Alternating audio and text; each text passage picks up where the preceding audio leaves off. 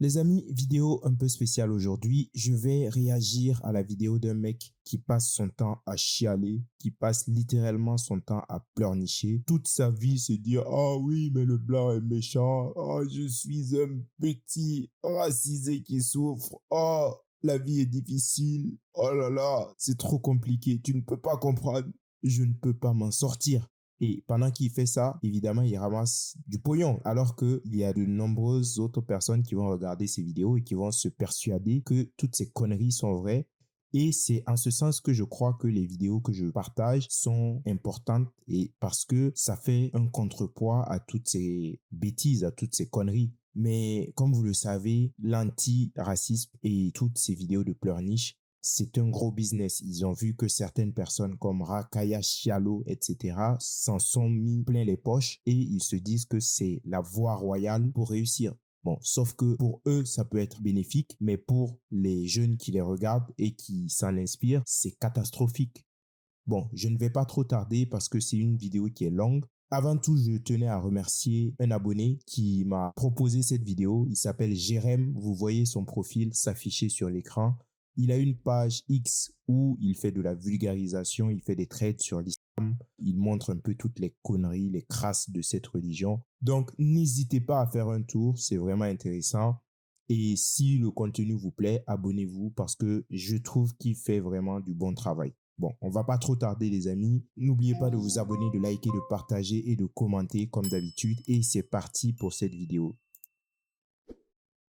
Les gens qui parlent de racisme utilisent souvent des mots techniques comme racisé, privilège ou bien décolonial. Mais ça veut dire quoi exactement? Je vais tenter de vous l'expliquer le plus simplement possible et dites-moi dans les commentaires si mon explication était claire ou pas. Pour chaque mot, je vous donnerai des sources si vous voulez en savoir plus. Bienvenue sur la chaîne Histoire Crépue, ici on parle d'histoire coloniale et d'antiracisme avec pédagogie et bonne humeur. Si vous voulez nous soutenir, rendez-vous sur le site histoirecrépue.fr. Ben, comme je disais, le mec, il doit se faire énormément d'argent parce que la pleurniche, ça rapporte. Hein. Moi, jusqu'à présent, j'ai pas encore touché un centime de YouTube. D'ailleurs, je vais pas tarder à ouvrir mon Tipeee. Mais voilà, ces gens se gavent, il faut le savoir. Alors, on y va, voici 3 mots de l'antiracisme expliqués simplement. On commence avec le mot racisé. Il a fait pas mal de polémiques ces dernières années dans les médias et les gens ont du mal à le comprendre. Ce mot qui est racisé, qui est donc une injonction qui vous stigmatise sur la couleur de votre peau et qui est complètement essentialiste en fait. Simplement sur le mot racisé, est-ce que vous comprenez, Rokhaya, que Rachel soit un peu mal à l'aise avec cette façon d'être catégorisée? Mais racisé, ça veut dire Déjà, j'ai pas compris. La meuf, elle se plaint que le mot racisé discrimine certaines personnes. Si c'est ce que j'ai compris, mais qui utilise le mot racisé? Parce que moi, je n'ai jamais vu les personnes massistes comme ils les désignent utiliser ce mot. Les premières personnes qui utilisent ces mots, c'est généralement les Noirs, les Maghrébins, etc. Parce que pour eux, ça fait bien, ça fait stylé d'utiliser ce mot. Mais déjà, ça commence mal. Je ne sais pas pourquoi il parle de ce mot parce que les principales personnes qui l'utilisent, ce sont les Noirs et les Arabes eux-mêmes, en tout cas en France. quoi? Le mot apparaît pour la première fois en 1972 dans le livre L'idéologie raciste, écrit par la sociologue française Colette Guillaumin. Elle explique Donc la dame, elle s'est assise. J'imagine que elle qui lutte contre l'antiracisme s'est dit, on doit être tous égaux, mais quand même, je vais écrire un livre dans lequel je vais expliquer aux Noirs qu'ils sont dominés, ils sont inférieurs aux autres, donc je vais leur apprendre à se plaindre et à demander une certaine égalité, si c'est ce que je comprends bien. Donc, c'est à ne rien comprendre. Si normalement, il n'y a pas de hiérarchisation dans pourquoi cette personne écrit un livre dans lequel elle nous explique qu'il y a des gens qui sont inférieurs et que le terme racisé leur conviendrait. Déjà, c'est bizarre. Moi, en tout cas, je ne comprends pas. Je ne comprends pas la démarche et c'est pour ça que j'ai vraiment beaucoup de mal. Je pense que les pires massistes, c'est eux. C'est eux qui considèrent les autres comme inférieurs. C'est eux d'ailleurs qui ont décidé d'aller coloniser les pays africains et leur apporter la civilisation. Un certain Jules Ferry, par exemple. que le racisme est une construction sociale et pas une réalité biologique. Ça veut dire quoi? Prenez la couleur de peau marron, comme moi. On la retrouve en Afrique jusqu'en Inde et pourtant seuls les Africains sont appelés les Noirs. Pareil avec une couleur de peau. Bon, déjà, il raconte des conneries parce que même en Inde, les personnes de couleur foncée, les personnes noires, comme il dit, sont reconnues par les Indiens et sont parfois au bas de la société. Donc, si c'est une construction sociale, si ça n'existe pas, qu'on m'explique pourquoi partout les Noirs sont considérés comme la classe inférieure ou les personnes les plus inférieures. Je ne sais pas. Parce que même en Afrique, ce qu'il oublie de dire, ce gros hypocrite, c'est que même parmi les Africains, quand vous arrivez, il y a des tribus comme ça où il y a des personnes qui sont plus claires de peau que d'autres et naturellement, ces personnes se croient supérieures aux autres. Même aux États-Unis, entre personnes noires, il y a des gens qui définissent comme light skin, donc des personnes un peu plus claires de peau, et des personnes qui sont dark skin. Et apparemment, il y aurait une certaine catégorisation entre ces personnes. Donc, pourquoi c'est comme ça partout? C'est bien que les races existent. En tout cas, moi, je vois qu'il y a une différence. Un Chinois n'est pas pareil qu'un Indien, qui n'est pas pareil qu'un Africain, qui n'est pas pareil qu'un Européen. C'est biologique, c'est factuel, mais bon. Peau plus claire, les habitants de Tanger ont souvent la même couleur que ceux de Marseille, et pourtant on dit que certains sont des Blancs et d'autres des Arabes, alors qu'en réalité, ça fait des siècles que les populations se mélangent dans le bassin méditerranéen. Mais ce mec est tellement débile qu'on ne dit pas que certains sont des Blancs et d'autres sont des Arabes. Arabes, c'est une communauté, c'est une race particulière et ce ne sont pas les Européens qui les ont nommés comme ça. Ils se disent eux-mêmes Arabes, comme les Maghrébins se disent Maghrébins. Ils se disent pas Africains, par exemple. C'est pas les Blancs qui ont dit oui, vous êtes des Arabes. Je vois pas où il veut en venir, mais j'ai vraiment l'impression qu'il fait exprès parce que c'est une possibilité aussi. Catégories raciales qu'on utilise, noir, blanc, arabe, n'ont rien à voir avec la biologie. Les scientifiques l'ont prouvé. Les catégories raciales sont complètement arbitraires et elles changent en fonction de chaque culture et de chaque pays. C'est pour ça qu'on dit que la race est une construction sociale. Une fois qu'on a compris ça, donc, les amis, la race n'existe pas. C'est une construction sociale. Toi, Jean-Paul, tu es pareil que le pygmée. Tu es pareil que l'Inuit. Je comprends pas. on peut comprendre pourquoi Colette Guillaumin propose le mot racisé. Les personnes racisées, ce sont les gens à qui la société colle une étiquette raciale. Par exemple, moi, si vous devez me décrire, vous allez dire le mec noir qui fait des vidéos sur le racisme, vous m'avez collé l'étiquette noire. Bah moi, si je vais te décrire, je vais juste dire le mec début qui fait des vidéos pour se faire de la thune. C'est tout. Parce que tu sois noir ou pas, ça n'enlève pas le fait que tu racontes beaucoup de conneries, hein. Alors que vous savez que les races n'existent pas. Et moi aussi, je vais me décrire comme un homme noir vivant en France. Quand j'étais enfant, c'est vrai que je me percevais pas spécifiquement comme noir, mais c'est en grandissant que j'ai compris que les gens me traitaient d'une manière particulière à cause de cette étiquette noire que Bon, déjà, le mec dit que la race n'existe pas, mais il se considère lui-même comme un homme noir. Donc, si la race n'existe pas, pourquoi tu te considères comme un homme noir? Il va dire oui, c'est la société qui m'a collé cette étiquette. Bon. Mais vu que ça n'existe pas, tu pourrais décider de te sentir blanc, par exemple. Pourquoi tu ne le fais pas? Puisque c'est une construction sociale, construis ta propre perception de ta race et de ta couleur. Et je ne sais pas s'il a fait exprès, mais bon, un homme comme lui avec un pistolet dans la main, c'est assez caricatural quand même. Bon, on va pas s'attarder dessus, continuons. je n'ai pas choisi.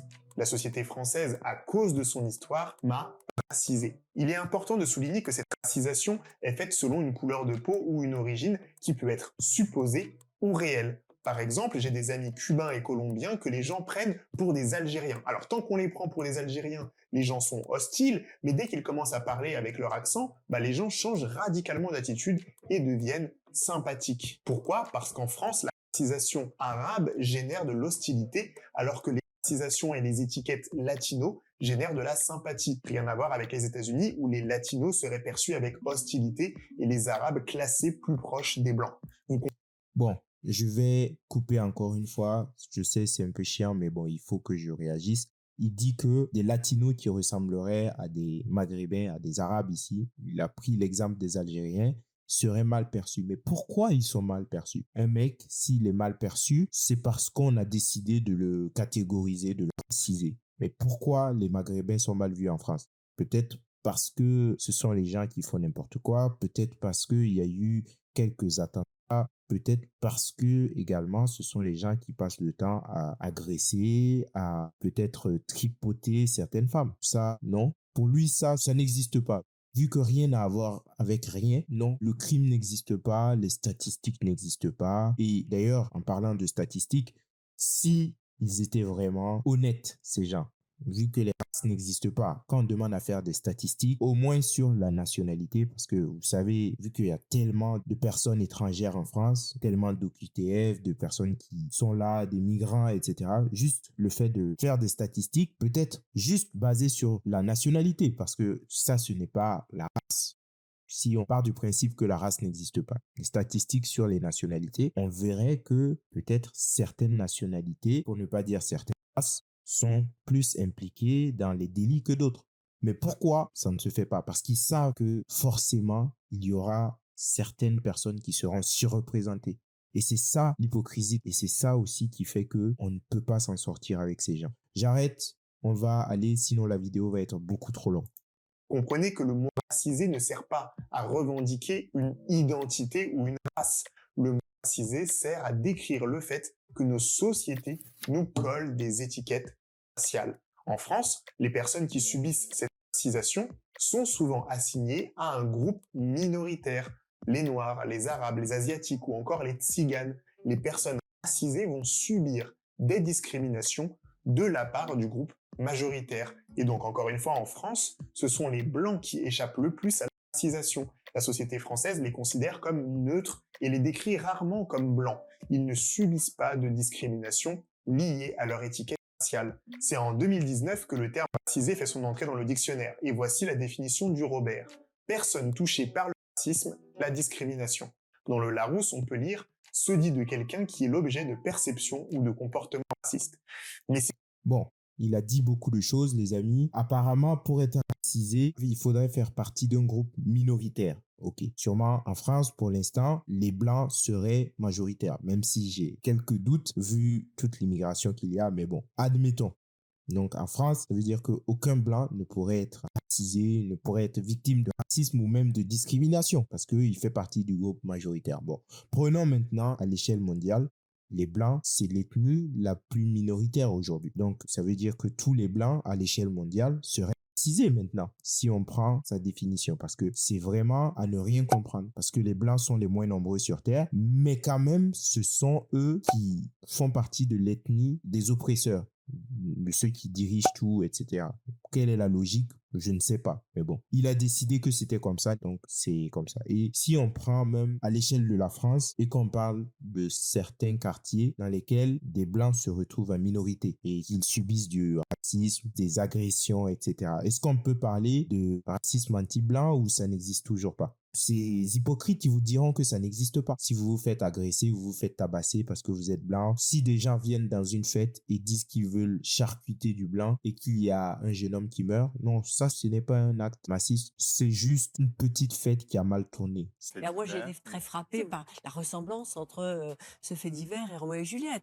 C'est vrai que dans la vie de tous les jours, le mot racisé reste difficile à utiliser, peu importe qu'on soit de gauche ou de droite, même les personnes concernées, les soi-disant racisés, ont du mal à l'employer. Alors, pas de stress, rappelez-vous qu'il a été inventé par une chercheuse pour décrire un phénomène sociologique. C'est un outil universitaire et vous n'êtes pas obligé de l'utiliser dans la vie de tous les jours, même si je crois qu'il est important de bien comprendre le sens du mot. Les gens qui utilisent le mot racisé ne sont pas en train d'essayer de faire renaître le racisme. Au contraire, ils cherchent des mots pour décrire comment fonctionne le racisme et réussir à lutter contre. Aujourd'hui en France, la majorité des personnes racisées n'ont pas le privilège d'oublier leur couleur de peau car la société leur rappelle tous les jours. Je vous cache pas qu'on aimerait tellement ne plus y penser, mais d'ailleurs...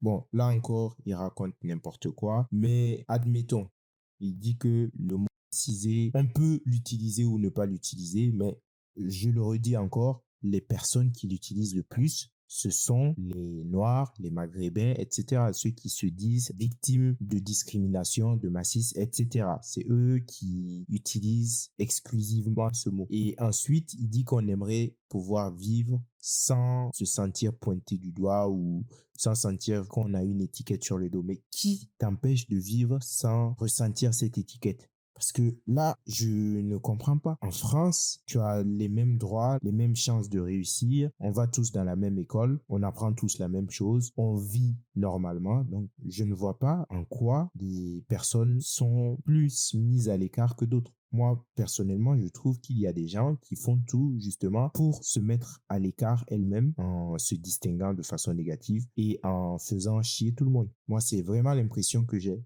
Toutes ces personnes sont nourries par des discours de gens qui attisent la haine et qui pointent du doigt les blancs en disant voici les méchants, les oppresseurs.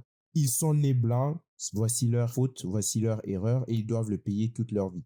Et sachez qu'il y a un leader antiraciste aux États-Unis, je crois, qui a dit la seule façon d'éradiquer le racisme, c'est de faire subir aux blancs ce que les noirs ont subi dans le passé.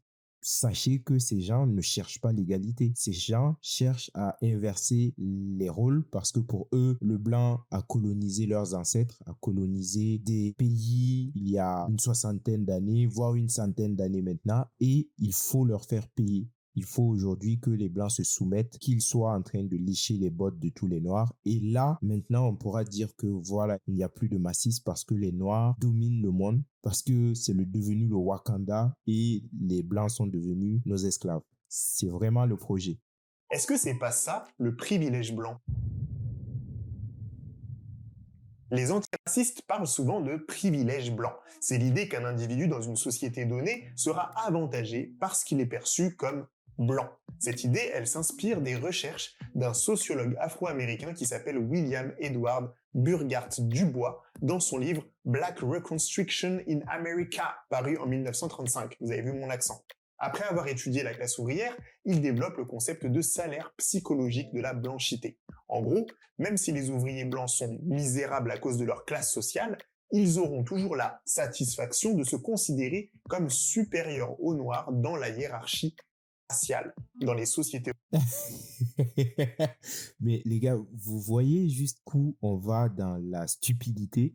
Parce que les mecs se disent quand même, dans leur tête, un SDF blanc est toujours mieux qu'un noir. Parce que même s'il a beau crever dans la rue, même s'il a beau être dans une situation franchement dégueulasse, il a quand même la satisfaction de se dire je suis blanc, donc ça va. Même si je suis SDF, même si je crève la dalle, etc.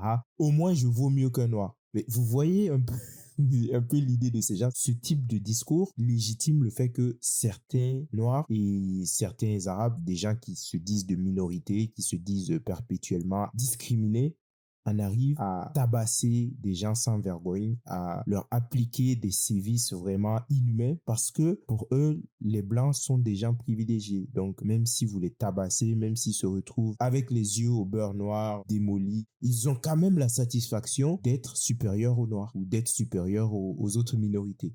Mais pour moi, c'est de l'appel à la haine, de l'appel à la violence. C'est vraiment du même acabit. Et ce mec, c'est quelqu'un de dangereux. Je le pense vraiment. Occidentale, les notions de race et de classe sont complètement liées, il ne faut jamais l'oublier. Mais l'expression privilège blanc en tant que telle, elle va être utilisée pour la première fois par l'universitaire américaine Peggy McIntosh en 1988 dans son article White Privilege Unpacking the Invisible Knapsack. Elle part de sa propre expérience en tant que féministe blanche et elle établit une liste de 50 situations de vie où elle pense être favorisée parce qu'elle est blanche. Par exemple, lorsque j'allume la télévision ou ouvre le journal, je peux être presque certaine de voir des personnes de la même communauté raciale que moi représentées. On ne me demande jamais de parler pour toutes les personnes de ma communauté. Je peux être sûre qu'en cas de besoin d'assistance médicale ou juridique, ma race ne joue pas en ma défaveur. Mais les amis, vous vous rendez compte de ce qui se passe là? C'est vraiment l'intersectionnalité, la soi-disant intersectionnalité des luttes en pleine action. Donc les féministes avec les minorités, avec les islamistes, avec les LGBT, etc. Tout ce package qui se bat pour un monde meilleur. Bon, moi je veux bien voir, mais je ne pense pas que ça va marcher, hein. Et cette dame, encore une fois, pourquoi c'est une femme blanche qui se permet d'écrire un livre pour expliquer la condition de personnes noires? Pour moi, c'est du massisme, ça. Parce que qu'est-ce qu'elle en sait de si la personne noire qui ouvre le journal ou qui regarde à la télé ne se sent pas représentée par les personnes qu'elle voit à la télé ou dans le journal? Qu'est-ce qu'elle en sait? Parce que elle nous pond un journal, elle nous pond une théorie bidon, mais ça n'a ni queue ni tête, quoi. Et sachez que toutes ces personnes, bah, elles recherchent des subventions, hein. C'est aussi simple que ça. Si je devais déménager, je suis pratiquement certaine de pouvoir louer ou acheter un logement dans un quartier à la portée de ma bourse et où j'aurais envie de vivre. Je peux être à peu près certaine que mes voisins dans ce quartier seront soit neutres, soit aimables avec moi. Dans ces exemples, on constate qu'il ne s'agit pas de privilèges en soi, mais bien de privilèges vis-à-vis de personnes issues de groupes minoritaires. Donc par rapport à des blancs plus riches, Peggy peut très bien être défavorisée, mais par rapport à des noirs, Peggy est presque toujours privilégiée, même quand les noirs sont plus riches qu'elle. Tout ça est bien expliqué dans le livre La mécanique du privilège blanc, écrit par Estelle Després. J'en profite pour vous rappeler que si vous voulez nous soutenir, Mais je le dis encore, pourquoi toutes ces théories sont rédigées par des blancs? Donc, il n'y a aucun Africain ou aucun Noir qui arrive à théoriser ça parce que c'est encore pour moi du paternalisme, hein. Les mecs viennent vous dire, voici comment vous devez vous ressentir, voici ce que vous devez penser ou non. J'ai vraiment du mal.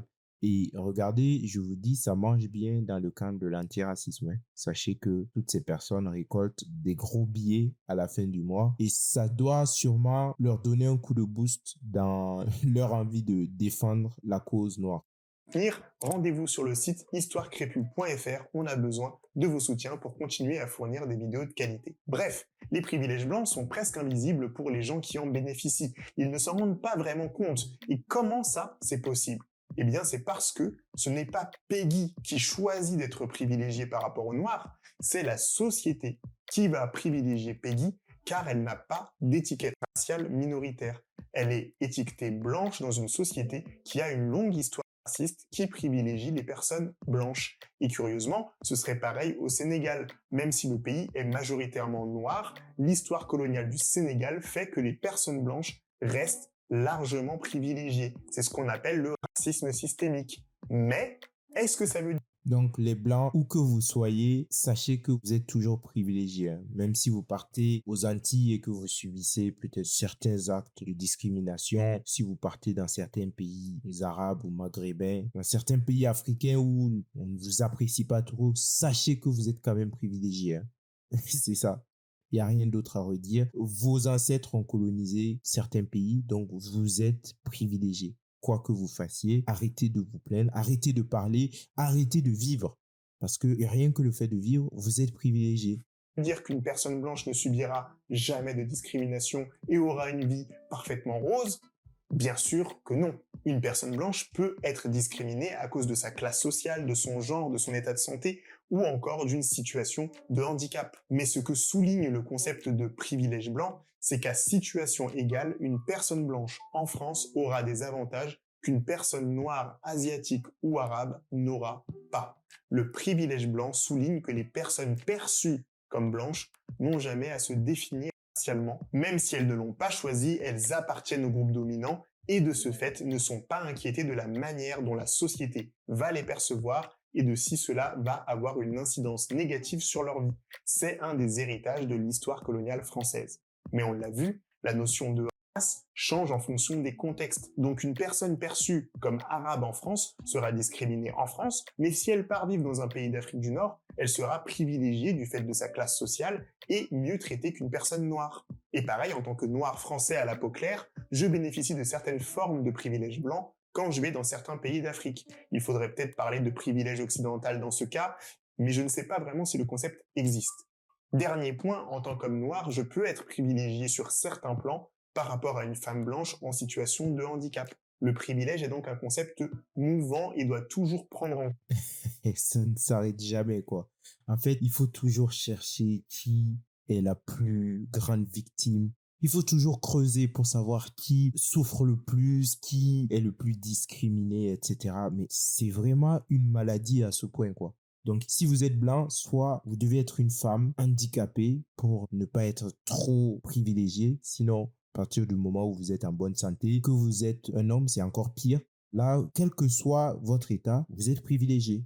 Tu travailles dans le BTP, tu te casses le dos toute la journée pour un SMIC, etc. En intérim, tu es privilégié. Tu es d'ailleurs plus privilégié qu'une Rakaya Chialo qui a peut-être 7 ou 8 fois ton salaire. Voici la quintessence de la théorie antiraciste. En compte le contexte et les notions de classe, de genre et de race. Mais ça, je pense que vous l'avez compris. Allez, on passe à un autre mot qui fait très très peur à la France, le mot décolonial. Les études décoloniales ont commencé dans les années 1990 dans les universités d'Amérique du Sud. Elles sont le résultat de plus d'un siècle de recherche sur la vie après la colonisation, puisque les pays d'Amérique du Sud sont des anciennes colonies qui sont devenues indépendantes en 1810 pour la Colombie, 1816 pour l'Argentine, 1821 pour le Pérou et le Mexique. Pendant presque un siècle, ces pays ont essayé d'oublier leur passé colonial et de faire comme si c'était possible de se construire sans avoir à soigner les traumatismes.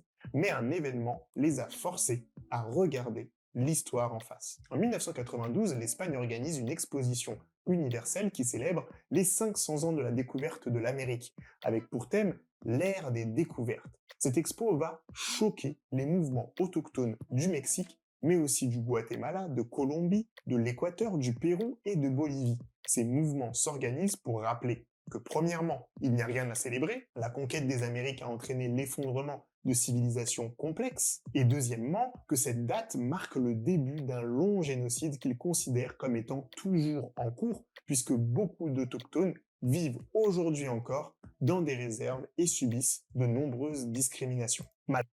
Oh là là, mais voici, en fait, ça ne s'arrêtera jamais parce que 1800-2024, ça fait quand même plus de 2 siècles maintenant. Ils sont indépendants, mais non, ça ne s'arrête jamais. Il faut toujours regarder en arrière parce que je suis sûr que dans 1000 ans, tous ces pays d'Amérique latine, d'Afrique continueront de dire si on en est toujours là, c'est à cause de la colonisation. Ça ne s'arrête jamais parce que on a trouvé le bouc émissaire parfait. Donc, on peut faire n'importe quoi et on aura toujours la parfaite excuse de dire si on n'y arrive pas, c'est parce qu'on a été colonisé. Bon, fort heureusement, il n'y a pas que les pays africains et d'Amérique latine qui ont été colonisés. Il y a beaucoup de pays asiatiques qui ont été colonisés, parfois dans la même brutalité. Et aujourd'hui, ça ne chiale pas. Aujourd'hui, ça a réussi. Il y a le Japon qui s'est pris 2 bombes nucléaires. Aujourd'hui, le Japon fait partie des pays les plus industrialisés du monde. Pourquoi les Africains et les Sud-Américains n'y arrivent pas? Ils vont dire oui, il y a des populations autochtones qui sont dans des réserves et tout. Mais ce mec est-il au courant qu'avant la colonisation, il y avait des sacrifices humains et du cannibalisme en Amérique du Sud? Parce que les différentes tribus entre elles se massacraient. Ceux qui ont lu Robinson Crusoe, ils savent. Il y a une scène qui est particulièrement violente dans ce livre et c'est pas des Blancs qui commettent cette violence. Pareil, en Afrique, il y avait des actes atroces. Est-ce que ce mec, il connaît un minimum l'histoire? C'est ça le vrai problème aujourd'hui. Malgré les indépendances officielles, les politiques coloniales n'ont pas changé. Les autochtones dénoncent un continuum colonial. C'est pour casser ce continuum colonial que vont naître les études décoloniales. Mais avant ça, il existait un autre courant de recherche un peu différent que je dois vous expliquer, qu'on appelle les études postcoloniales. Les études postcoloniales sont apparues dans les années 1980 dans les universités des États-Unis, puis en Europe. Elles se concentrent sur les territoires anciennement colonisés par l'Angleterre et la France, et parmi les théoriciens post-coloniaux, on peut citer Frantz Fanon, Aimé Césaire, Édouard Saïd ou Dipesh Chakrabarty. Ils vont surtout Faut surtout pas oublier que Frantz Fanon, c'est le mec qui a passé son temps à dire que les Africains étaient des victimes, les Africains devaient avoir un certain ressentiment pour le blanc à cause de la colonisation. Mais ce même mec a fait alliance avec l'Algérie où il s'est même converti à l'islam, etc. Et il a fermé les yeux sur la forme d'esclavage, la forme d'asservissement des populations noires dans les pays du Maghreb. Ça, il n'en a pas parlé. Il faut en être conscient quand même.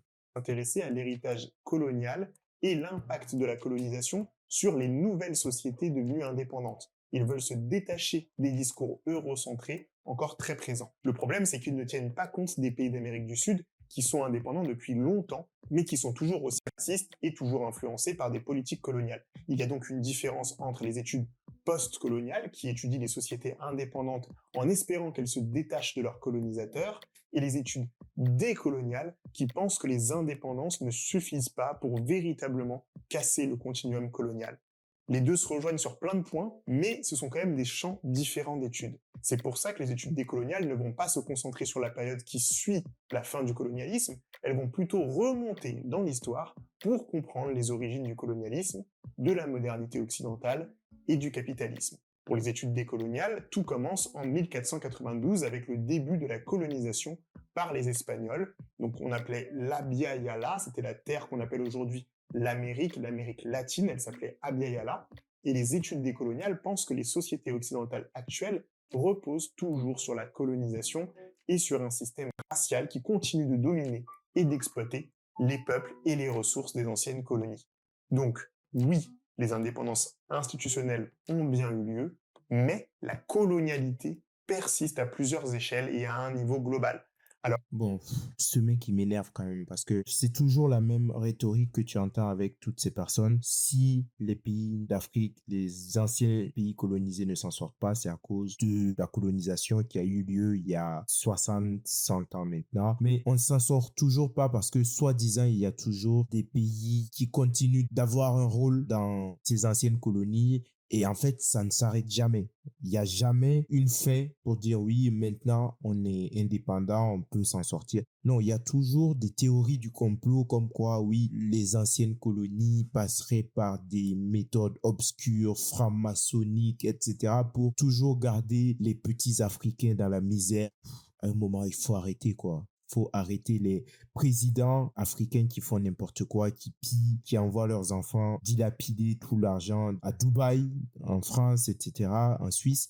Est-ce que c'est la faute des anciennes colonies? Je ne pense pas. Mais ces gens n'attaquent jamais le problème à la source. En fait, c'est toujours le blanc qui est responsable d'une manière ou une autre du problème. Donc, ça veut dire, même si les blancs n'existaient plus, imaginons, dans leurs rêves les plus fous, il n'y a plus de blancs, ils trouveront quand même comme motif de dire ah, il y a peut-être 1500 ans en arrière, les blancs nous avaient colonisés, donc c'est pour ça qu'on n'y arrive toujours pas. En fait, ils ont volé notre vibranium et vu qu'on les a massacrés après, voilà, on a perdu toute la technologie, quoi. Donc, on fait comment à Bakary?